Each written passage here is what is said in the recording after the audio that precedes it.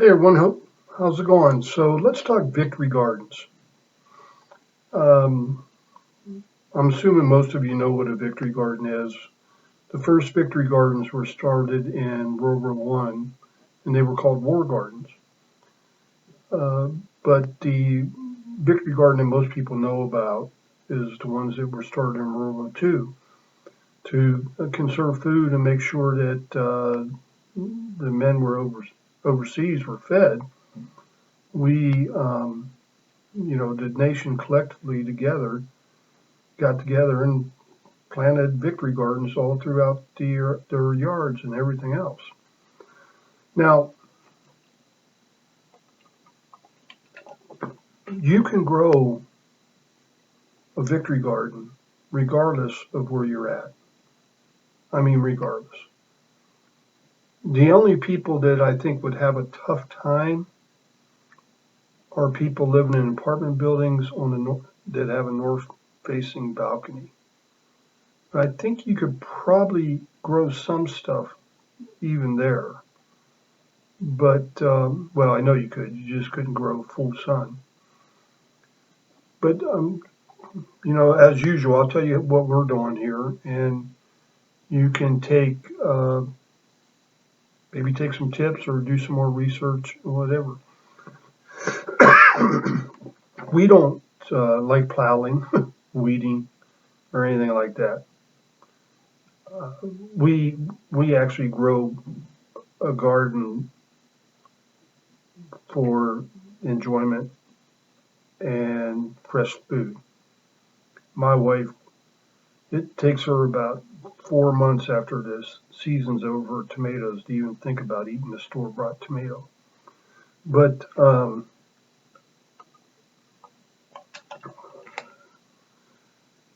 what I've done is I went out and I built planters. Most of them are 8 foot long, 4 foot wide, and probably about 3 foot high. Now you don't want to go wider than 4 foot because then it starts to get hard to reach in the middle to get food. And believe me, it will get pretty dense in there, and you'll have to search for the food sometimes. They're very simple. Now here we do have to do irrigation. A lot of places you don't have to. I never seen an irrigation system until I joined the Air Force. And, you just, I run an irrigation system all through there, but if you if you got a small one, it's not a big deal to go out and hand water it either. We have 1, 2, 3, 4, 5, 6, 7, probably about 8 boxes. And you'd be amazed at how, no, 9, 10 boxes. You'd be amazed at how much food we can grow in there.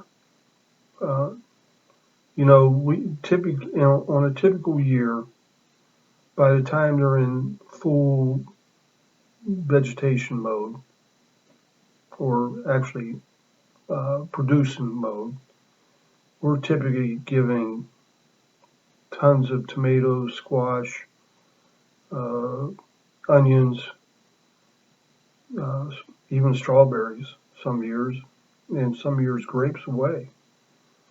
My granddaughter loves to come over and she'll go to the blackberry plant and the raspberry plant and look for something to pick. She'll go to the strawberry patch.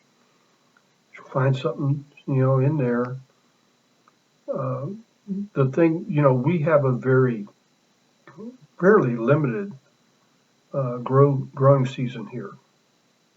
Our frost-free date is like March and October, even though a couple of years we got a weird frost in September, early September, and it killed our tomato plants and our peppers and everything else. We didn't even know it was coming, but that's not the norm. That happens, but we still got quite a few tomatoes out of them. And then we pulled a bunch of tomatoes in, green ones, and set them in the garage and washroom. And, eventually they ripened up and we got to use them. We still got enough tomato sauce and that from them that lasts us, until the next year when we could make some more sauce and freeze it. Matter of fact, last week, what did I make? Or my wife made it. I can't remember. Oh, spaghetti. Yeah. It was probably the first time in a couple of years that I actually used a jar of commercial tomato sauce because I'm conserving what we've got in the freezer until we figure out what's going to go on with all this stuff. But, it's just so simple. You would be amazed at how many tomatoes just one plant will produce. Squash. We've got a couple artichoke plants. Last year, I don't know. Now, they're not the big artichokes, like you'll get at the grocery store. They're smaller, but they're still pretty good. I don't eat artichokes, but my wife loves them, and my kids love them. We probably, I don't know, popped off 15, 20. Now, what we used to do is we would start everything indoors except tomatoes. My wife would rather go down and buy the potted ones that are already growing. And then you can get them at Lowe's or Walmart or whatever. They're mini greenhouses is basically what they are. And, they've got these pods that go into these chambers. I don't know. I think there's like slots for like 80 of them, 80 plants. But we would, put various plants in each one of these.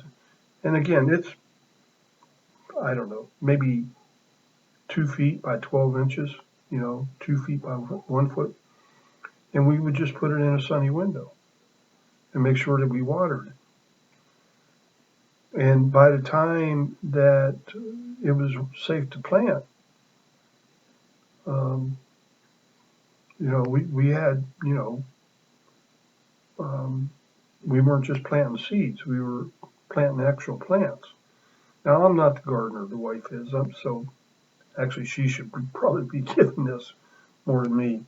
I'm just the guy that, when she tells me to build a box. And, oh, by the way, if you have no building skills, you have no tools, if you go down to a Lowe's, and I'm assuming Home Depot has them too, they've got these foundation blocks that they change. Instead of having that wood on top like you would put on a typical foundation block, they have slots cut in them. And you put them there, and you put a 2x material in there. 2x6 fits fantastic. And there's no cutting, no nothing. Now, how I would set one of them up, I think them blocks are like $3 a piece. And how I would set one up if I had no tools, had no knowledge or desire to ever use a tool in my life, I would get them blocks. At the same time, I would get 2, 4, 6 2x6s. I would go over to the saw there at Lowe's or Home Depot or wherever, ring the bell or whatever you got to do. Ask the guy, I'd say cut 2 of these directly in half. So now you got 4 foot. The first cut's always free. The second cut, I think, even if they charge you for it, it's like 25 cents, something like that. So Then you just come home, you lay your block out, your first blocks, put your 8-foot deals in there on your long sides, and then take 2 of your 4-footers that's been cut, put them in there, then put your other blocks on top, and do the same thing. Throw some soil in there, and you've got 32 feet of growing space. And if you use some type of version of square foot gardening, if you've read up on it, and I would highly encourage you to read up on it, you can put a lot of food in 32 square feet, a 32 square foot box. And you don't have to have a lot of room. I mean, it's taken up a 4x8. You put you get 2 or 3 of these together. Let's say you got enough room, enough yard that you can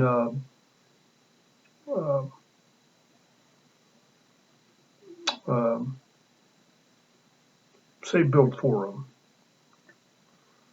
So 32, 64. You got 128 square feet of grow space for, I don't know, 4 times 12, 24, say $30 a box max.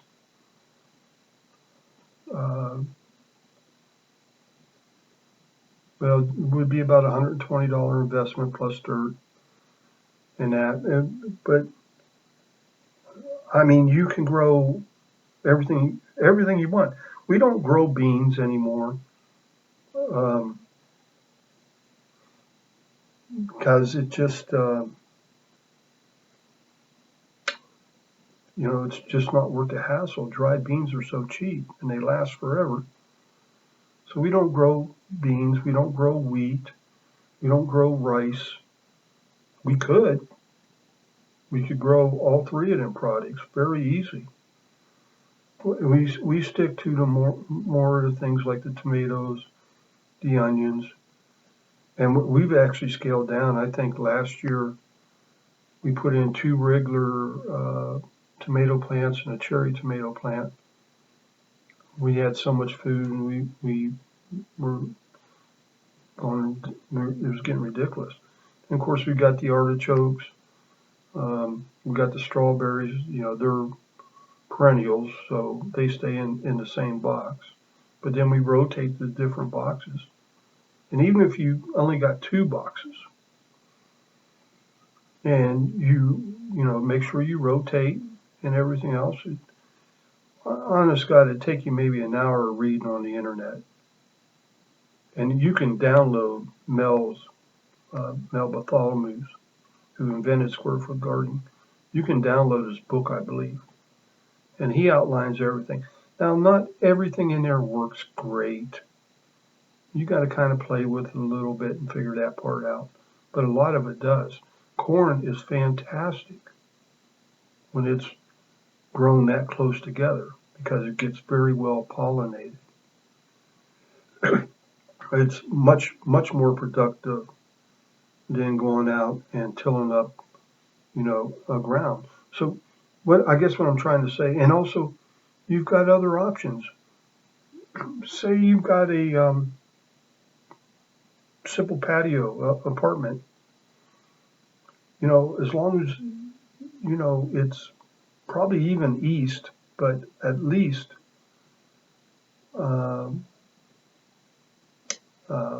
south or west facing patio. I mean, you can hang they got the tomato plants you can hang upside down.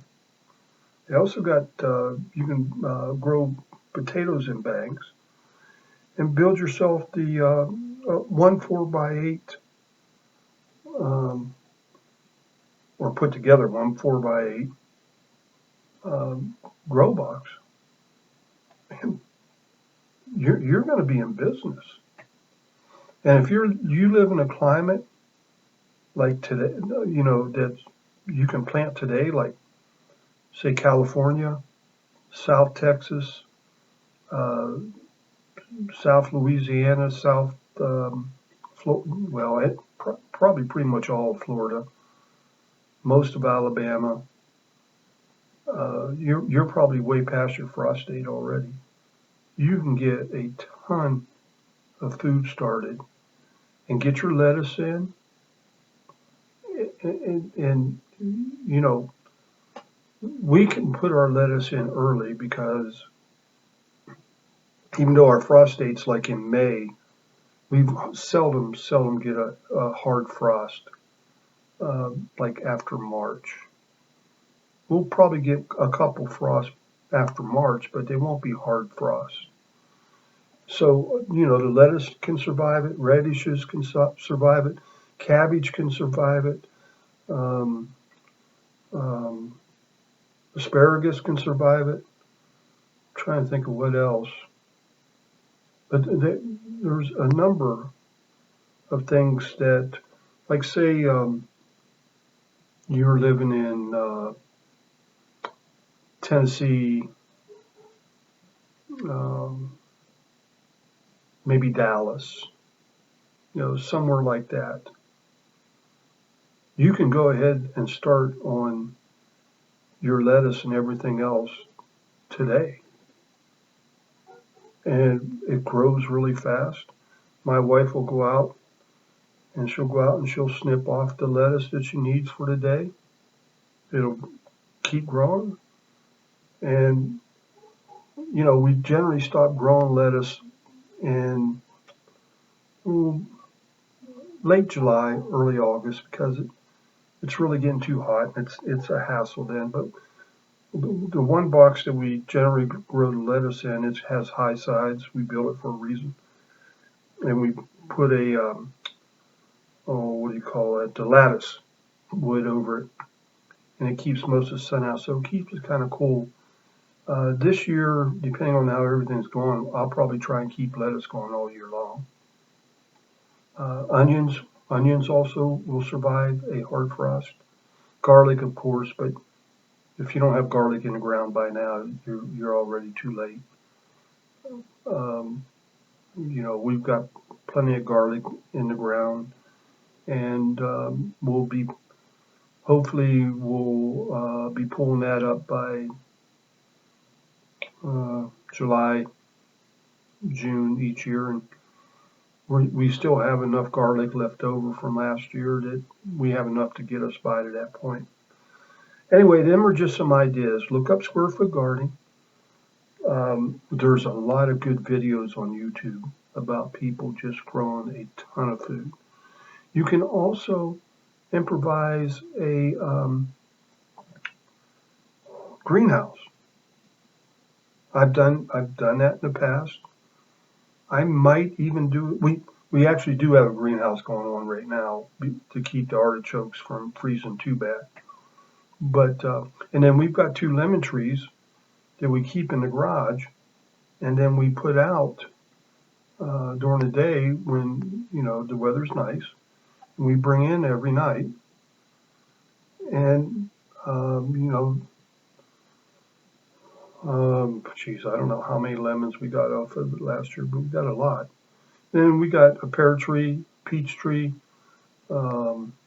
cherry tree, and an apple tree. And we got fruit off them last year too. So anyway, them are just some ideas. All right, y'all have a good day. Bye.